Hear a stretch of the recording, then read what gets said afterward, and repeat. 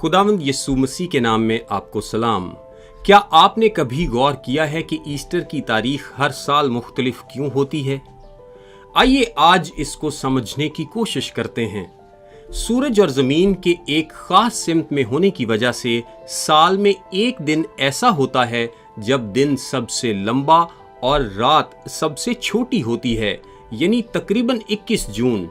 फिर साल में एक दिन ऐसा होता है जब दिन सबसे छोटा और रात सबसे लंबी होती है, यानी तकरीबन 21 दिसंबर। 21 जून और 21 दिसंबर, इन दोनों दिनों को साइंसी जुबान में सॉल्स्टिस कहते हैं। लेकिन साल में 2 दिन ऐसे होते हैं जब सूरज और जमीन एक खास सिमत में होने की वजह से दिन और रात का वक्त बराबर होता है, यानी 12 घंटे का दिन और 12 घंटे की रात। और ये 2 दिन हैं 21 मार्च और 21 सितंबर। 21 मार्च और 21 सितंबर दोनों दिनों को साइंसी जुबान में इक्विनॉक्स कहते हैं। अब आइए देखते हैं ईस्टर की तारीख कैसे तय की जाती है। मार्च के इक्विनॉक्स की तारीख में थोड़ा बहुत फर्क होता है, सो चर्च ने इस तारीख को 21 मार्च पर ही फिक्स कर रखा है। अब 21 मार्च को जो इक्विनॉक्स होगा, यानी जब सूरज और जमीन इस तरह आमने सामने होंगे कि 12 घंटे का दिन और 12 घंटे की रात होगी, तो इस इक्विनॉक्स के बाद जो भी पूरा चांद होगा, इसका अगला इतवार ईस्टर होगा। मैं दोबारा बताता हूँ, 21 मार्च के इक्विनॉक्स के बाद जब भी पूरा चांद होगा, इस पूरे चांद के बाद जो भी इतवार आएगा वो ईस्टर संडे होगा। मिसाल के तौर पर 2022 में 21 मार्च के बाद पहला पूरा चांद 16 अप्रैल बरोज हफ्ता होगा। और जैसा कि हमने कहा कि पहले चांद के बाद पहला आने वाला इतवार ईस्टर संडे होता है, सो 16 अप्रैल के बाद पहला इतवार 17 अप्रैल को है। सो इसीलिए 2022 का ईस्टर 17 अप्रैल को है। यहाँ 2 बातें अहम हैं। अगर किसी भी साल पूरा चांद इतवार के दिन ही हो तो ईस्टर उससे अगले इतवार को होगा।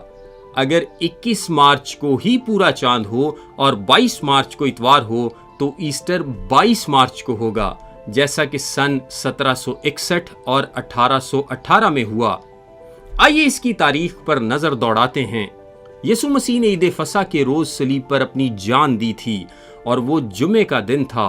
उसके तीसरे दिन इतवार के रोज खुदावंद यीशु मसीह मुर्दों में से जी उठे, जिस दिन हम ईद क़यामतुल मसीह मनाते हैं।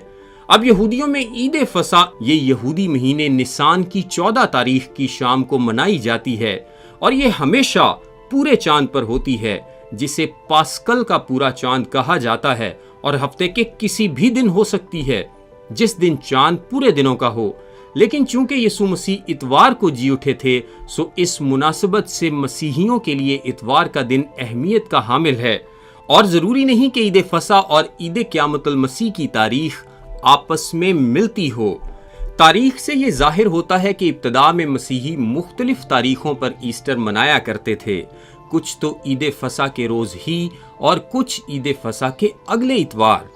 325 सन में काउंसिल ऑफ नाइसिया ने फैसला किया था कि ईस्टर मार्च के इक्विनॉक्स के बाद जो भी पूरा चांद होगा, इससे अगले इतवार को मनाया जाएगा, और ये कि ईद क़यामतुल मसीह हमेशा इतवार को ही मनाई जाएगी।